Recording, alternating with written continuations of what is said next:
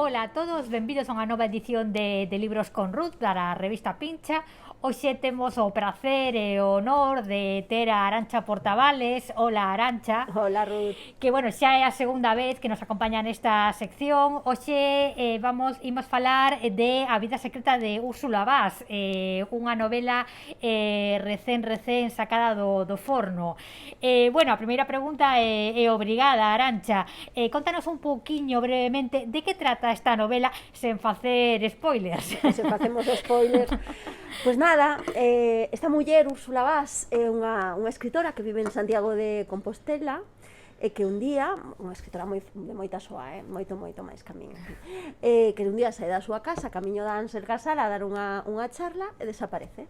Ao día seguinte o seu home denuncia a desaparición e a partir de aí comeza esta novela na que transcurrirá en dous planos. Por un lado teremos a Abad e Barroso, por fin, Santi Abad e Ana Barroso, que están de volta buscando por toda Galicia nunha carreira contra reloxo trepidante que estou segura que lle encantar aos meus lectores, e por debaixo temos esa outra parte que é esa Úrsula Vaz metida nun soto ao carón do mar, matinando como chegou ata ali. Esa nos decataremos enseguida que ela sabe quen a colleu, sabe por que a levou ata ali e sabe que é posible que a queira matar.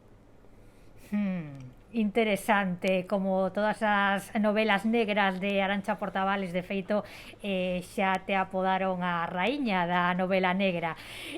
Bueno, unha clave desta novela é que descubriremos que Úrsula Vaz ten unha vida oculta. Ti crees que todos temos unha vida oculta, de alguma maneira? Penso que todos ocultamos cousas. Eu, por exemplo, ainda non lle contei ao meu home o que me gusta o cantante de Eurovisión o de Italia. Quero dicir, todos temos eses oscuros secretos que non confesamos. Algúns pareceranos inocentes, outros serán no tanto, pero é verdade que ninguén conta todo o que lle pasa pola cabeza e ademais todos temos as nosas cousas. É verdade que pola noite, cando nos miramos ao espello, nos autoconfesamos, pero é verdade que todos temos os nosos secretos e ademais é que ten que ser así porque a sinceridade de verdade está moi sobrevalorada. Quero dicir, non seríamos nada felices se a xente que temos ao noso carón nos dixera todo o que lle aconteceu, ou todo o que pensa de nós, ou todo o que lle acontece no día, non? Eu penso que esa é unha clave. O que pasa que eu, como son escritora e son perversa, son quen de meterme na mente dos meus personaxes e contarlle aos lectores, o cual fai que eles descubran esas vidas secretas de toda esa xente, e direiche máis, para lle reflexionar sobre as súas propias vidas secretas. Os vicios e as virtudes de todos, sen dúbida. Bueno, abordas temas moi de actualidade, moi serios, moi profundos, moi maduros, como son as diferentes violencias contra as mulleres, a violencia máis física, a das redes sociais. Contanos un pouquiño sobre este tema. Bueno, é verdade, xa sabedes que me gusta moito explorar este tipo de temas. Abad e Barroso, pois xa sabemos que están nunha relación moi complicada e ademais eu sempre digo que dame arrepíos a empatía que sente a xente por Abad, porque realmente ten un problema claro neste tipo de xestión da violencia, pero a verdade é que quero servir para reflexionar sobre isto, ¿no? Sobre que pronto nos camelan ou nos deixamos levar e incluso justificamos cousas injustificables. Esa é a mensaxe da Abad, que en absoluto é justificar o que fai, senón que nos decatemos de que moitas veces somos quen de justificar o injustificable cando sentimos empatía por alguén ou cando nos namoramos, ¿no? En un segundo plano sí que é verdade que está o tema de Úrsula, de cuán expostos estamos. No caso de Úrsula é unha persoa famosa, pero realmente todos estamos absolutamente expostos nas redes sociais, todos pagamos un prezo por estar nesa praza pública. Hai unha frase demoledora na novela na que o acosador de Úrsula, a persoa que acaba levando a ese soto, fala de como acosa as mulleres. Hai un momento en que tiña o seu móvil, tiña o seu patrón, tiña a súa vida, é exactamente así. Estamos pagando ese prezo por estar nas redes sociais de deixarnos no noso móvil toda a nosa vida, e realmente non nos decatamos que cando baixamos unha face app para ver como seremos dentro de 30 anos, hai un señor en China que está entrando directo aos discos duros dos nosos ordenadores ou dos nosos teléfonos e accedendo a toda a nosa vida. Hai un capítulo no que se detalla todo o que se pode chegar a saber de alguén só co seu móvil, e resulta que dá arrepíos, a verdade é que sí, non? E tamén falamos de outros temas, non? Falamos da enfermidade mental, a verdade é que non miramos os ollos a enfermidade mental, ninguén di nunca públicamente estiven enferma, tiven a depresión, tiven a ansiedade, non o facemos, e de feito vemos como está tratada no libro dese xeito, como fan sentir culpable a alguén por sufrir unha depresión, non? Eu penso que é un tema moi actual, sobre todo nestes tempos pandémicos nos que estamos todos para encerrar, o sea que nos pecharon, non? É unha forma de falar un pouco simple, pero a verdade é que esa, que temos que mirar os ollos a enfermidade mental e recoñecer que sucede e que non pasa nada malo por dicir en voz alta tiven unha depresión, paraliceime, non pude sair á rúa, tiven que estar tratada, tiven que estar medicada, non? Iso lle pasa a Úrsula Vaz, por nos dicilo, porque sucede case ao comezo do libro, non? Eu penso que é importante poñer en valor eses temas tamén. Sí, sin dúbida son temas moi profundos no que se atopa unha evolución na escrita de Arantxa Portavales, ou seja, a ti, con respecto a outras novelas túas, moi interesante.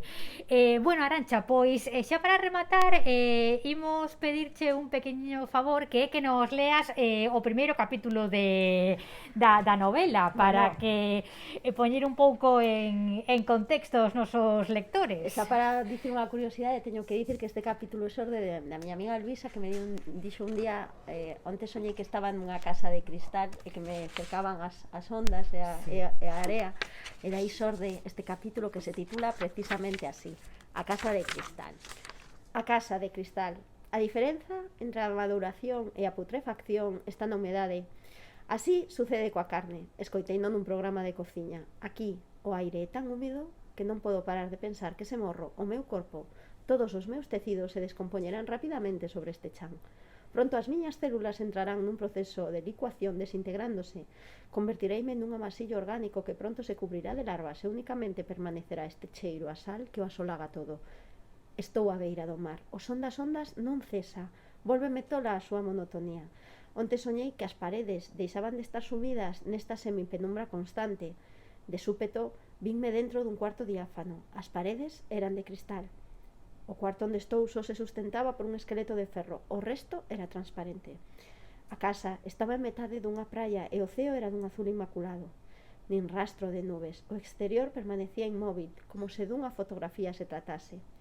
O sol, no máis alto, parecía a piques desborrallarse sobre a casa. A calor comezaba a ser abrasadora. Agocheime, escondín a cabeza entre as pernas e pechei os ollos. Todo era un inmenso escenario teatral e non quería observalo. A praia era unha praia das da miña infancia, das que convidaban a facer castelos de area. Unha debería morrer nunha praia así. Unha praia onde o son do mar é un arrolo e non un son molesto como o renser da cadea dunha randeeira. Sabía que debía erguerme e tentar abater esas paredes de cristal, pero un cárcere non o é de verdade, ata que perdes a esperanza de abandonalo. Rompín a chorar e despois espertei. Seguía no mesmo cuarto, o mesmo chan terroso, o frío calando ata os osos, a penumbra, o cheiro a sal, o rumor monótono e ensordecedor. Nada cambiara. Da igual canto falta para que me mate, da igual o tempo que pase, porque o tempo aquí carece de límites e dimensións. Abrándase, expándese, contraese e finalmente dilúese. É unha liña recta que tende a infinito. O tempo deixou de ter valor, así que xa dá igual que sexa hoxe ou mañán. Xa estou podre, xa sinto miles de vermes roéndome. Este é o meu único consolo, que estou tan morta que Nico xa non me pode matar. Maravilloso. É moi intimista e a vez pon a pel de punta.